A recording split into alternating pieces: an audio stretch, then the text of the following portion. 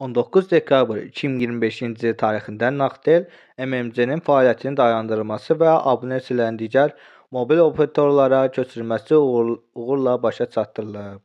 Mətbuat.az xəbər verir ki, bu barədə İnformasiya Kommunikasiya Texnologiyaları Agentliyi məlumat yayıb. Vurğulanıb ki, bu geniş miqyaslı layihə Azərbaycan Telekommunikasiya və Post Xidmətləri üzrə Tənzimləyici Qurumunun İnformasiya Kommunikasiya Texnologiyaları Agentliyi (İQTA) və bazar iştirakçılarının səmərəli əməkdaşlığı nəticəsində abunəçi məmnuniyyəti prinsipi əsasında həyata keçirilib.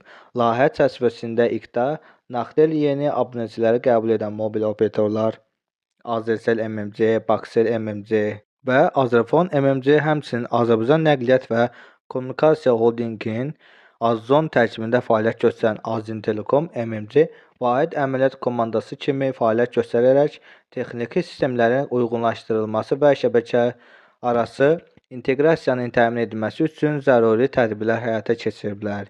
İQTA tərəfindən iştirakçılar arasında fasiləsiz kommunikasiya və operator qərarvermə mexanizmi təmin olunub.